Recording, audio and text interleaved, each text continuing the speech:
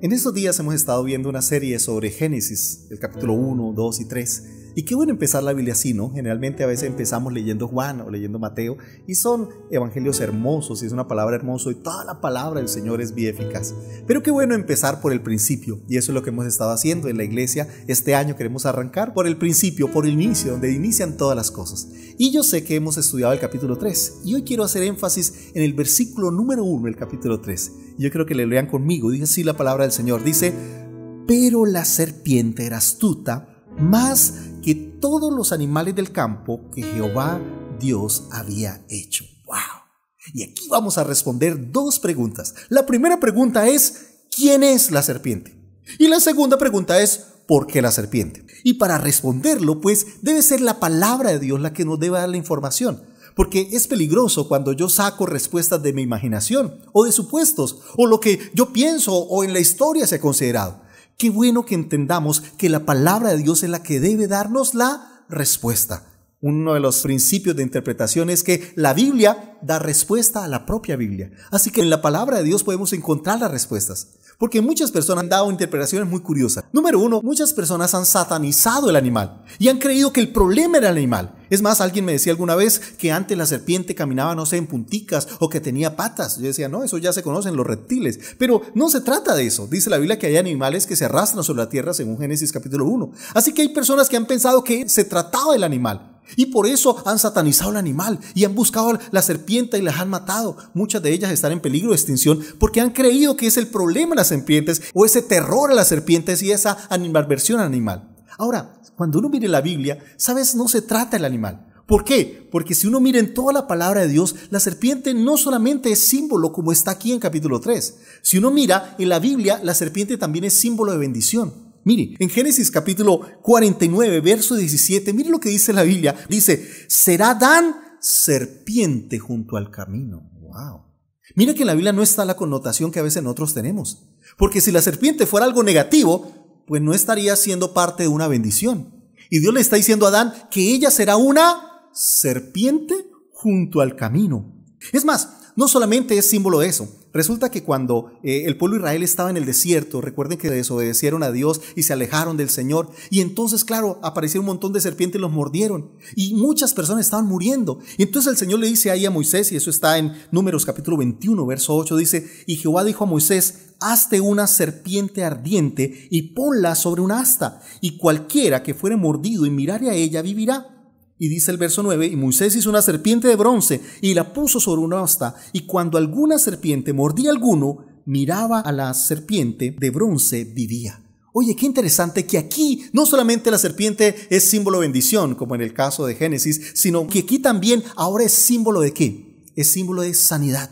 Y todos los que miraban la serpiente cuando estaban enfermos quedaban sanos. Es más, en el Nuevo Testamento, cuando se refiere a este pasaje, es muy curioso, porque mire lo que hizo Jesús, o mire las palabras de Jesús. Ahí en Juan capítulo 3, verso 14 dice: y como Moisés levantó la serpiente en el desierto, así es necesario que el Hijo del Hombre sea levantado.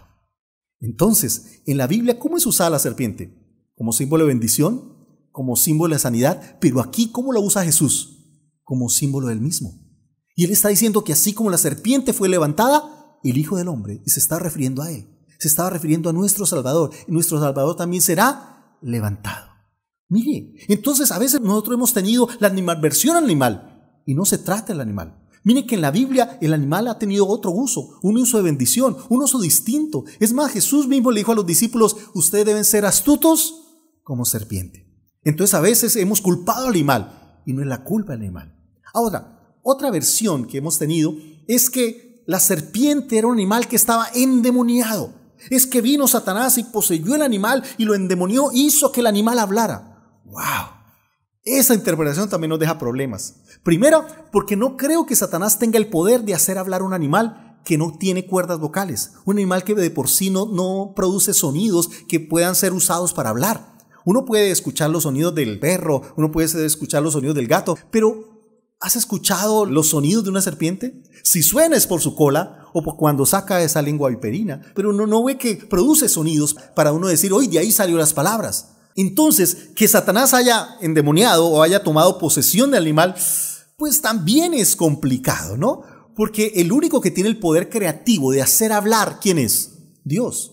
Dios es el único que hizo hablar, ¿qué? Una burra, ¿recuerdan? Un asna. Entonces, Dios es el único que tiene ese poder. Satanás no tiene ese poder.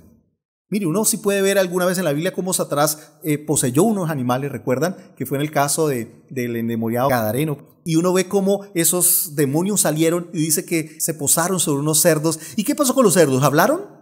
¿Hicieron algo? No, simplemente matarse. Eso fue todo lo que hicieron. Entonces uno ve que el enemigo, si tomara posesión del animal, no sería para hablar. Ahora, ¿usted imagina hablando con una serpiente? ¿Que una serpiente estuviera hablando contigo? Desobedezca al Señor. Por favor, uno ya le da un susto, ¿sí o no? Ya uno saldría corriendo. Entonces, que Satanás poseyó al animal, bueno, eso ya aquí nos genera problemas. Ahora, ¿pero de dónde va ese concepto de la serpiente endemoniada? Es porque se ha creído, y es una mala interpretación, de Génesis capítulo 1, versículo 1 y 2. Porque en el versículo 1 de Génesis, ¿qué dice? En el principio creó Dios, ¿qué? Los cielos y la tierra. Y en el verso 2 dice, y la tierra estaba desordenada y vacía. Entonces esa es la traducción de la Reina Valera. Y entonces claro, dicen, mire, ahí está desordenada. ¿Y quién la desordenó? Pues ¿quién más sino Satanás? Y entonces han creado toda una idea y todo un mito y toda una creencia de que hubo una guerra cósmica en el cielo. Y entonces allá empezaron a pelear el Señor con los ángeles y supuestamente Satanás era el director de alabanza. Y entonces se llenó de orgullo porque era muy bonito y tal vez cantaba muy bonito. Y entonces se rebeló contra el Señor. Y entonces de lo bravo que estuvo porque el Señor lo echó del cielo, entonces vino y desordenó la tierra. Bueno, si eso era cierto, Génesis 1 no sería el relato de la creación, sino el relato de la reforma de Dios. ¿Sí me van a entender? ¿Por qué? Porque entonces Dios no estaría creando, ¿estaría qué? Reformando lo que alguien dañó. Pero eso me deja también algunas preguntas. Y uno puede ver en el capítulo 1 que eso no es cierto. En primer lugar, porque si me dice a mí que desordenó la tierra, ¿en qué día Dios creó la tierra? ¿En qué día? En el tercer día. Es en el tercer día en que el Señor dice, reúnanse las aguas y descúbrase lo seco. Y Dios dice que llamó a lo seco, ¿llamó qué? Tierra. Entonces eso pasa en ese tercer día. Así que si el enemigo desordenó o el maligno desordenó la tierra, pues hasta el tercer día es que Dios llama. Si Dios ya hubiese creado la tierra, sencillamente el relato hubiese dicho, ay, el Señor descubrió la tierra que ya había creado. No, dice que llamó por primera vez, a eso seco llamó por primera vez tierra. Entonces no podía desordenar lo que Dios todavía no ha creado. Ahora, y si me dicen que hubo una guerra cósmica en el cielo, ¿en qué día creó Dios los cielos? En el día número 2. Dice que separó las aguas de abajo y separó las aguas de arriba. Y dice que llamó al espacio y las aguas de arriba llamó cielos. Dice el verso 8 del capítulo 1, dice, y Dios llamó al espacio cielo. Mire, está la palabra espacio y está la palabra ¿qué? Cielo, dos palabras que están ahí. Entonces, eso que conocemos como el espacio, eso que conocemos como el cielo, Dios lo hace en el día segundo. Entonces, ¿dónde hubo la guerra cósmica? Entonces, ¿dónde hubo todo ese desastre? ¿No es así? Ahora eso nos dejaría algunas también aplicaciones que me parece que no son correctas.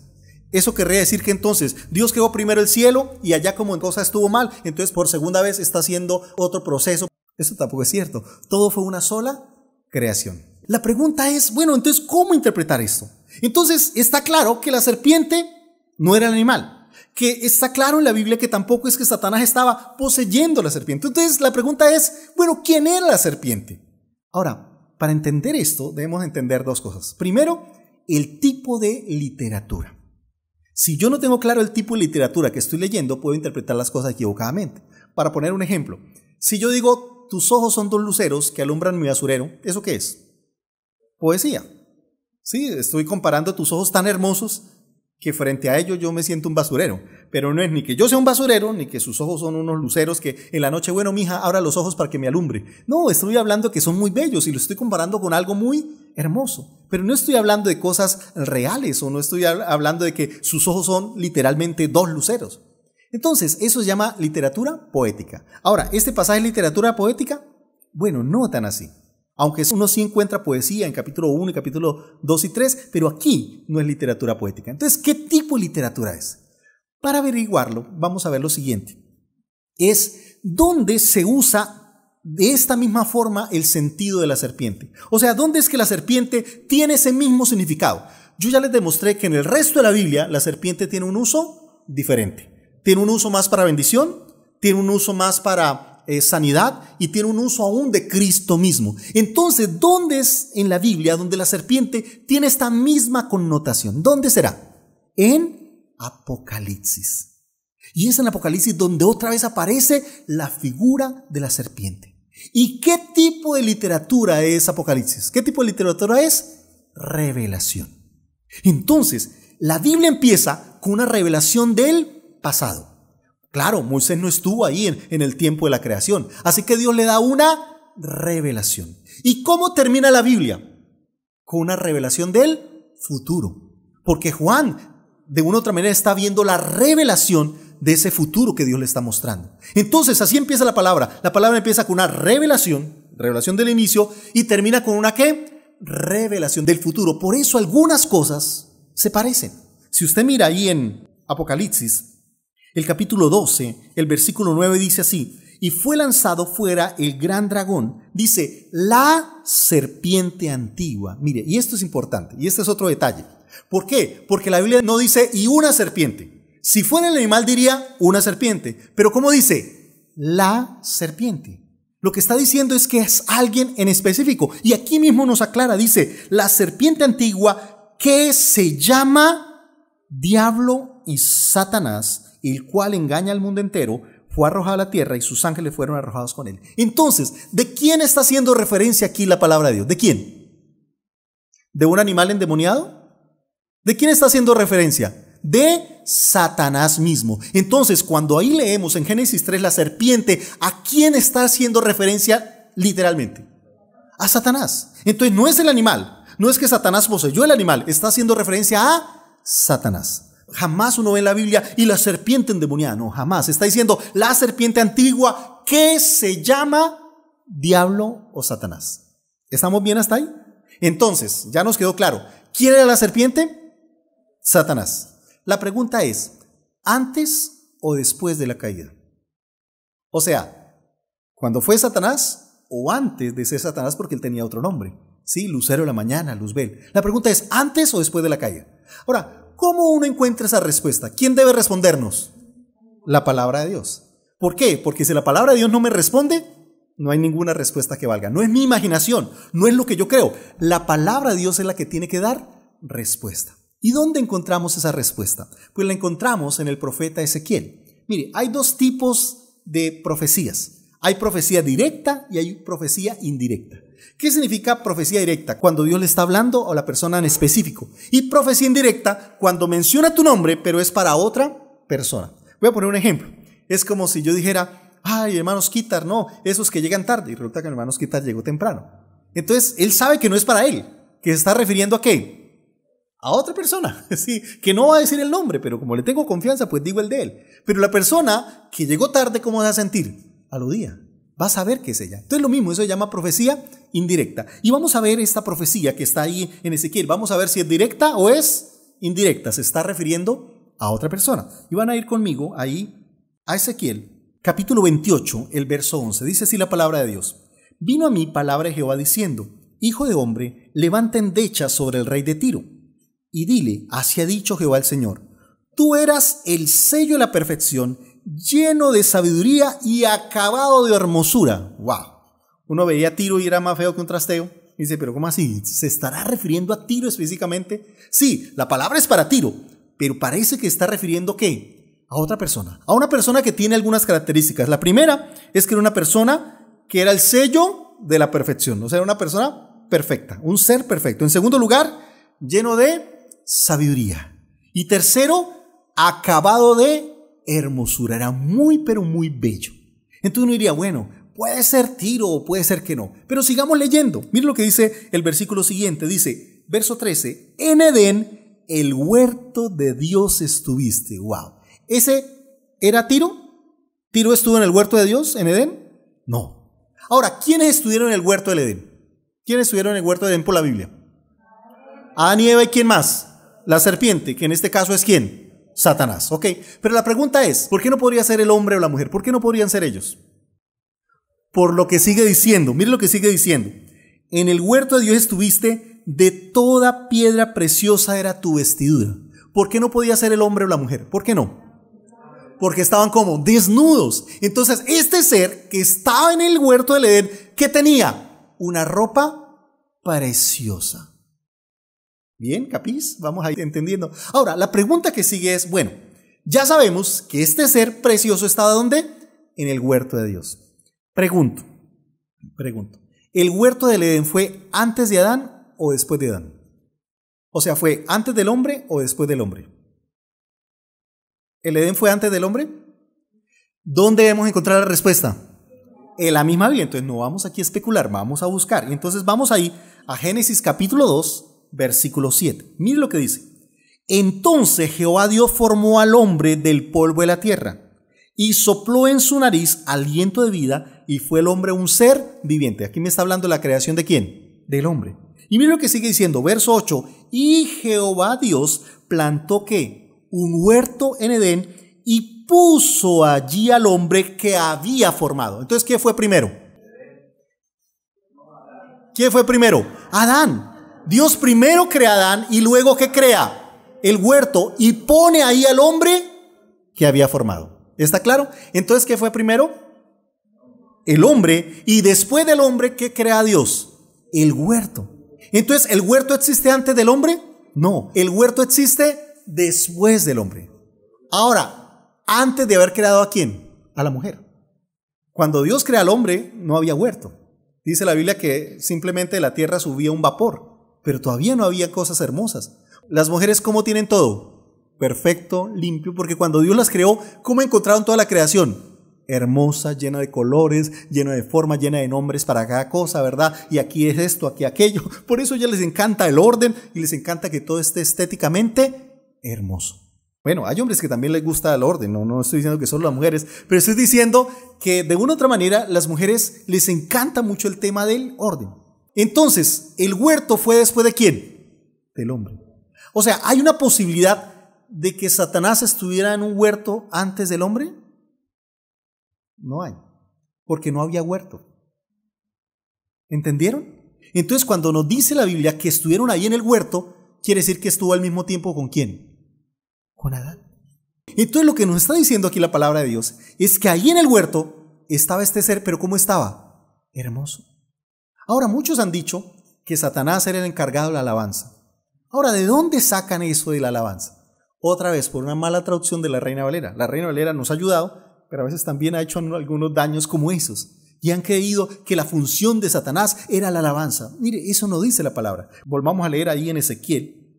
En el versículo número 13 de Ezequiel capítulo 28 dice así la palabra de Dios, dice, en Edén, el huerto de Dios estuviste, de toda piedra preciosa era tu vestidura, de cornelio, de topazo, de jaspe, de crisólito, berilio y onice, de zafiro, carbuncio, esmeralda y oro. Los primores de tus tamboriles y flautas estuvieron preparados para ti el día de tu creación. Y dicen, mire, ahí están los tambores y las flautas.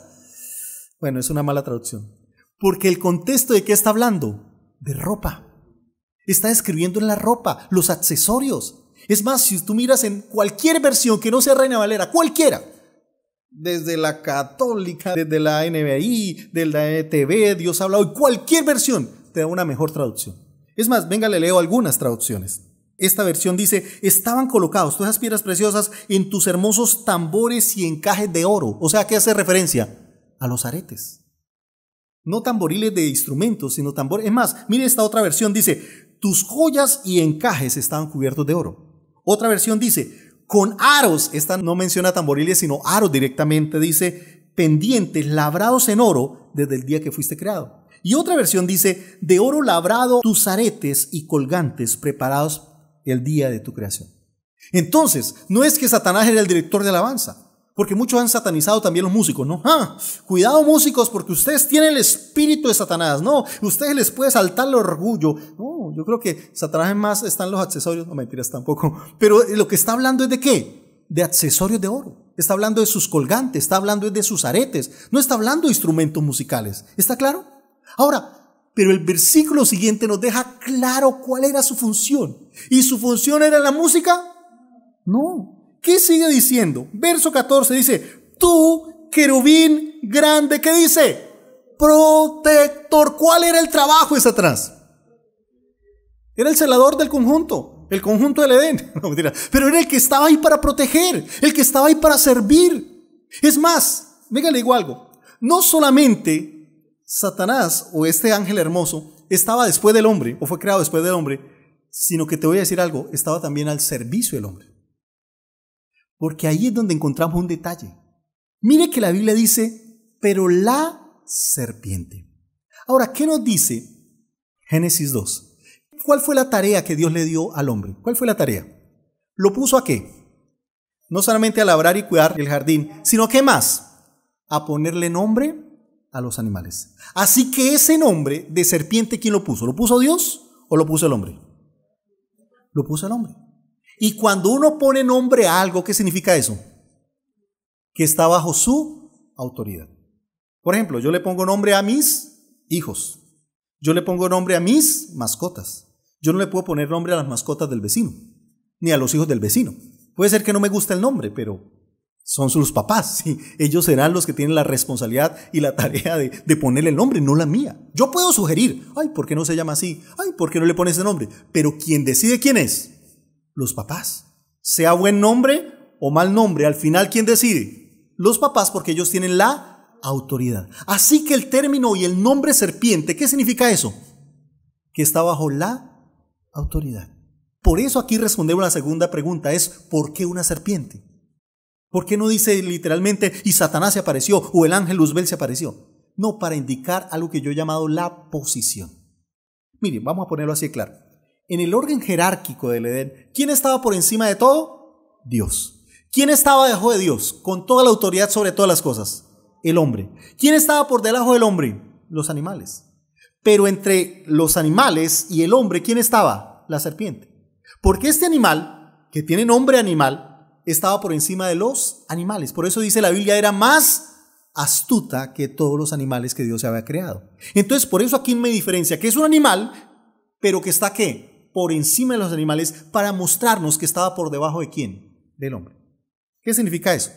Que ¿quién debería obedecer a quién? La serpiente tenía que obedecer al hombre y no el hombre a la serpiente. ¿Quién es el que debe tener autoridad? ¿Sí? Porque eso le pasa como la otra vez que había un muchacho que se fue a visitar un acuario y de pronto vio ahí por ahí un mentalista, ¿no? Que estaba ahí frente a uno de esos acuarios y él ponía el dedo ahí en el vidrio y todos los pescaditos llegaban ahí al vidrio. Y él hacía un círculo y todos los pescaditos hacían un círculo también. Y él movía a la izquierda y los pescaditos a la izquierda y movía a la derecha y los pescaditos se movían a la derecha. Entonces, wow, ¿no? Y se le acercó un muchacho y dijo, uy, ¿cómo lo hizo? Y él simplemente le dijo, mire, es que mente superior domina mente inferior. Y entonces el muchacho dijo, tú también puedes, Paco. ¿Verdad? Y empezó y dijo, yo también voy a hacerlo. Y entonces el mentalista se fue y él se quedó ahí tratando de dominar también los pececitos.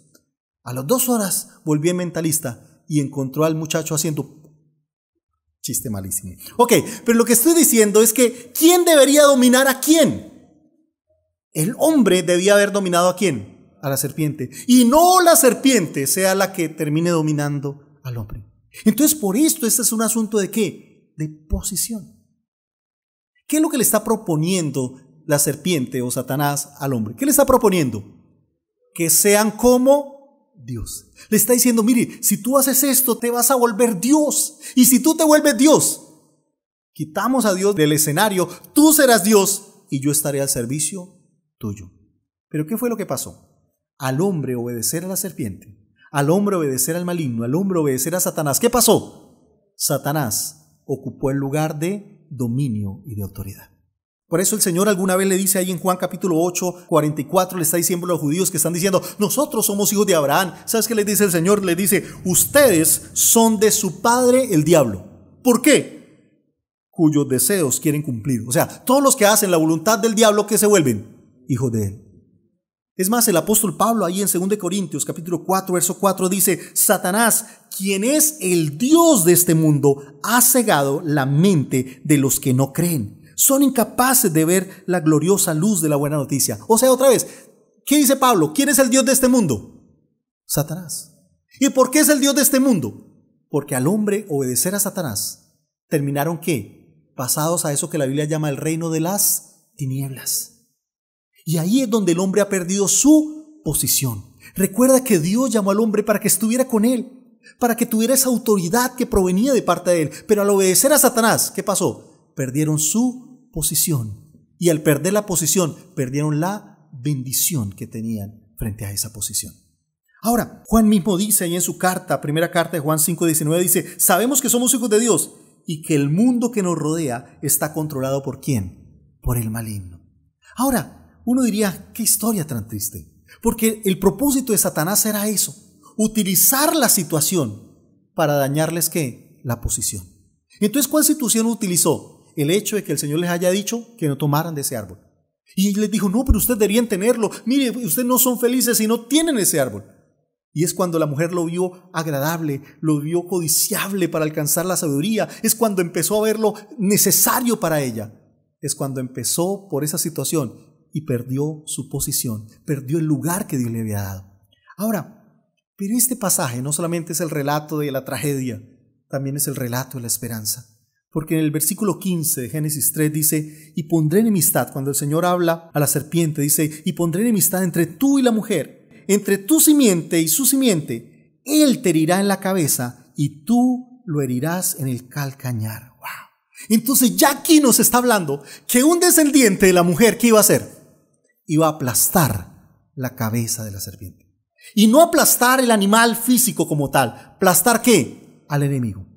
Y por eso me encanta cómo el mismo Juan en su primera carta, capítulo 3, verso 8, dice, para esto apareció el Hijo de Dios, para deshacer ¿qué? Las obras del diablo. Porque ¿qué hizo el diablo? Robar nuestra posición. Recuerda que él vino ¿para qué? Matar, hurtar y destruir. Y al quitarnos la posición que teníamos, destruyó también la vida que Dios había prometido para nosotros. Destruyó los propósitos de Dios. Nos robó la bendición que viene de parte de Dios. Ahora, por eso la carta del apóstol Pablo a los Colosenses dice, pues Él nos rescató del reino de la oscuridad y nos trasladó al reino de su amado Hijo, quien compró nuestra libertad y perdonó nuestros pecados. Aleluya. Pero quiero cerrar con un pasaje hermoso que está ahí en Efesios capítulo 2. Así que si lo puede abrir y leer conmigo será maravilloso. Mira lo que dice Efesios 2, del verso 1 en adelante. Dice, y Él os dio vida a vosotros cuando estabais muertos en los delitos y pecados. Usted diría, pastor, yo no estaba muerto, estaba de parranda. Pues por eso. Estaba muerto espiritualmente porque estaba alejado de Dios. Sigue diciendo, en los cuales anduviste en otro tiempo, siguiendo la corriente de este mundo, conforme al príncipe de la potestad del aire, el espíritu que ahora opera en los hijos de desobediencia. Dice, entre los cuales también nosotros todos vivimos en otro tiempo en los deseos de nuestra carne, haciendo la voluntad de la carne y de los pensamientos. Éramos por naturaleza hijos de ira, lo mismo que los demás. O sea, estábamos como frikis mortis calaveristesis. Y estamos alejados de Dios. Pero me encanta lo que dice el verso 4. Y aquí vamos a resaltar cada vez que la Biblia dice nos. Estoy leyendo Reina Valera. Cada vez que dice nos, ¿ok? Entonces vamos a empezar. Dice, pero Dios. Ay, tan lindo ese pero. Así como todo se dañó por un pero la serpiente, aquí ahora todo se arregla por un pero. Dice, pero Dios, que es rico en misericordia, por su gran amor. Y aquí está el primer nos. Con que nos amó. Diga conmigo, nos amó. Entonces la primera cosa es que hemos sido amados por Dios. Dios nos amó. Dice el verso 5, aún estando nosotros muertos en pecados, dice, nos dio vida. Aleluya. Entonces Jesús primero nos amó. La segunda, nos dio vida, dice, juntamente con Cristo. Por gracia sois salvos. Dice, y juntamente con Él, tercer nos resucitó. Aleluya. Entonces, tres cosas que ha hecho el Señor por nosotros. La primera, nos amó. La segunda, nos dio vida. Tercera, nos resucitó. Ahora, todos tenemos eso claro. Y todos hasta aquí hemos creído eso. Que Jesús vino para amarnos como muestra el amor de Dios. Juan 3:16 dice, de tal manera amó Dios al mundo que ha dado a su Hijo unigénito para que todo aquel que en Él crea no se pierda, mas tenga vida eterna. Entonces Dios nos ha amado. Ahora ese amor también se traduce en la vida que viene de parte de Dios. Porque aunque el enemigo vino para matar, hurtar y destruir, el Señor ha venido para darnos ¿qué? Vida, y esa vida en abundancia. Entonces nos amó. Segundo, nos dio vida. Tercero, nos ha resucitado. Dice la Biblia que hemos sido resucitados con Él. Ya no hemos sido resucitados al mundo, o sea, tenemos una nueva naturaleza. Los que hemos muerto en Cristo hemos también resucitado con esa nueva naturaleza que viene de parte de Dios. Pero no solamente nos amó, nos dio vida, nos resucitó. Pero mire lo que sigue diciendo. El mismo verso 6 dice, y asimismo, cuarto nos hizo sentar en los lugares celestiales con Cristo. ¡Wow! Restauró la posición. Recuerde que Satanás, ¿qué hizo? Robar nuestra posición, quitar nuestra posición. Y ahora el Señor, ¿qué hace? Nos restaura. Por eso dice, nos hizo sentar en los lugares celestiales con Cristo. ¿Qué significa eso? Que tú, cuando vienes a Cristo, no solamente recibes el amor de Dios, no solamente recibes la vida de Dios, no solo recibes la regeneración del Señor, sino que recibes una nueva posición. Porque mire lo que dice acá. Aquí no dice nos sentará. Dice que nos hizo sentar. O sea, ya estamos sentados con Cristo en los lugares celestiales. ¿Eso qué significa? Que ahora tenemos una nueva posición. Pero usted dirá, no, pastor, yo estoy sentado aquí en la iglesia, al lado de mi esposa, al lado de mis hijos, al lado de mis amigos. No. Sí, tal vez físicamente estemos aquí sentados, pero ya por la obra de Cristo tenemos una posición espiritual, una herencia adquirida. Por eso el Espíritu Santo es las arras de nuestra herencia. O sea, tú y yo no solamente tenemos la salvación, tú y yo también tenemos esa nueva posición en Cristo, que es parte de esa salvación. Y a veces es lo que no hemos entendido. Por eso yo sé que a veces el enemigo utiliza situaciones para, como cristianos, perder nuestra posición. Y ese es el gran peligro. Por eso Satanás está ahí como un león rugiente buscando a quien devorar, para quitarle ¿qué? Su posición. Y por eso la palabra del Señor y el apóstol Pablo dice, cuidad vuestra salvación con temor y temblor. Ahora sabemos que el Señor es el que produce el querer como el hacer por su buena voluntad. Pero entendemos que la posición que yo tengo es una posición en Cristo. Y mientras yo esté en Él, mientras yo estoy en obediencia a Él, mientras yo esté en comunión con Él, nadie me quitará esa posición. No importa que viva situaciones difíciles, no importa que experimente momentos duros. La Biblia dice, en el mundo tendréis ¿qué? Aflicciones. Y Satanás va a utilizar, así como utilizó con el tema del hombre y la mujer, utilizó la situación para hacerles perder la posición. ¿Sabes? Yo quiero invitarles para que se aferren a la posición que tenemos en Cristo. Que no dejemos que las situaciones roben nuestra posición. Que recuerden quiénes somos en Cristo. Que recuerden el lugar que tú y yo tenemos en Cristo. Por eso, ¿cuál es la invitación del Señor? La invitación es que no dejes que la situación robe tu posición. Porque ¿qué es lo que pasa? Que a veces nosotros creemos que las situaciones llamativas reemplazan nuestra posición. Y voy a poner un ejemplo de los niños. Imagínate que tú te encuentras con un niño al cual le dices, te doy 5 millones y abandonas a tus papás. ¿Qué es mejor para él? ¿El dinero o su posición de hijo? ¿Qué es mejor para él? Ser hijo. Así no tenga dinero.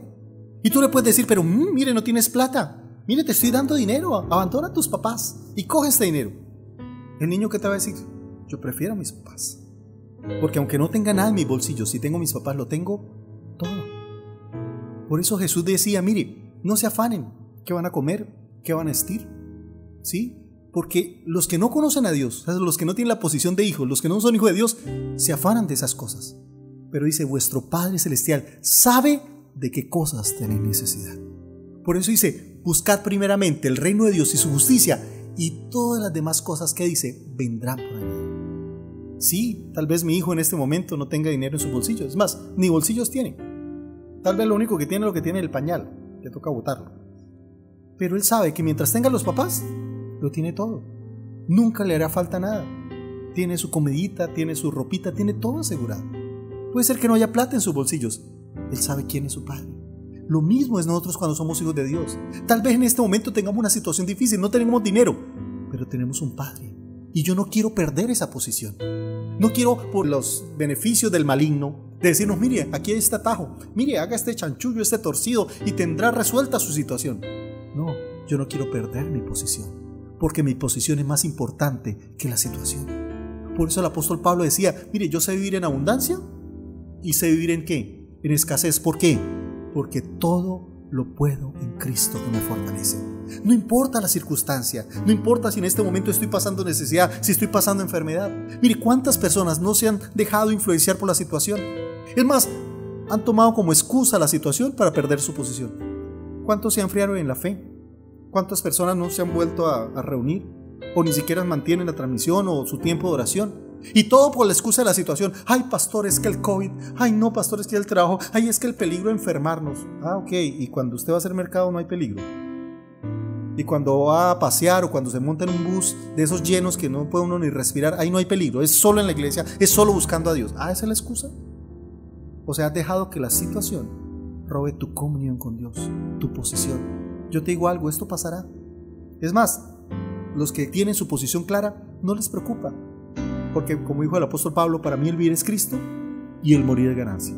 Si buscando a Dios yo me llego a enfermar y me pasa algo, pues qué bueno, porque estoy con el Señor y estar con Él es muchísimo mejor. Entonces, ¿cuál es el miedo? ¿Pero qué ha hecho Satanás? Usar la situación para enfriar tu fe, para enfriar tu relación con Dios. Y qué triste personas que por la situación se han alejado al Señor. Ya no buscan, ya no oran, ya no claman al Señor, ya han enfriado su fe. Y claro, no es lo mismo estar acá que estar viéndolo un video mientras están, no sé, distraídos haciendo comida o desayunando o haciendo aseo. Y no es lo mismo de estar aquí concentrados para el Señor, de estar pensando en el Señor, de estar diciéndole, Señor, yo vivo para ti y yo nunca voy a arriesgar mi posición por la situación. Miren, termino con lo siguiente. ¿Recuerdan a Jesús? Dice la Biblia que él estaba en el desierto 40 días. ¿Y qué tuvo? Hambre.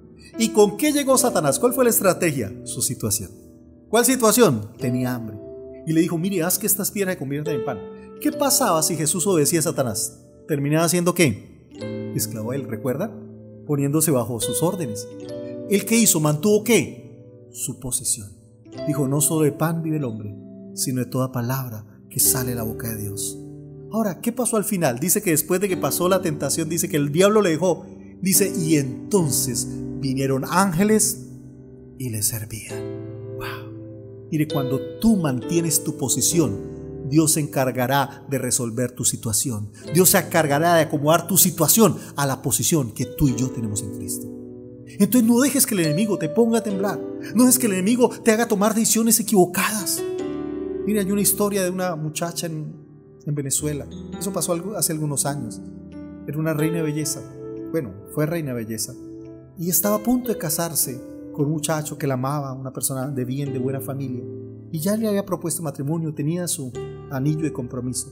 Le dio por irse a un reality show y participar de él, porque le ofrecían mucho dinero. Y entonces ella dijo, listo, por la plata, pues hago lo que sea. Y entonces iba a ganar mucha plata. En ese reality le dio por involucrarse con un muchacho ahí de los que sean reality. Y claro, lo vio todo el país. Pero también lo vio ¿quién? El novio. Así que una vez que salió de ese programa, el novio le dijo, mire, ese compromiso ya no va más. Hasta aquí llegamos. Sí, ella tal vez vivió una situación emocionante, maravillosa, pero que le arruinó toda la vida. En primer lugar, porque esa fue una relación pasajera. Y en segundo lugar, porque te imaginas el concepto de todo el mundo, que sabía que tenía un compromiso, que sabía que el amor de ese muchacho era serio, que le estaba esperando, que aceptó que ella fuera allá, pero dejó que la situación, tal vez los tragos, el momento, la diversión, le hiciera perder su posición. Perdió una posición para toda su vida. Ese es el enemigo. El enemigo viene para matar, hurtar y destruir. ¿Y qué es lo que usa Satanás para alejarnos? Situaciones difíciles, situaciones de necesidad. Y claro, en el mundo tendremos aflicciones. Y esos temores que el enemigo pone en nuestra vida a veces hace que nosotros tomemos malas decisiones. Y cuando yo tomo malas decisiones y no confío en la palabra de Dios, no espero en el Señor, termino perdiendo la posición. Por eso Dios nos invita a que cuidemos esa posición que tenemos en Cristo. Que no dejemos que el enemigo robe lo que el Señor nos ha dado.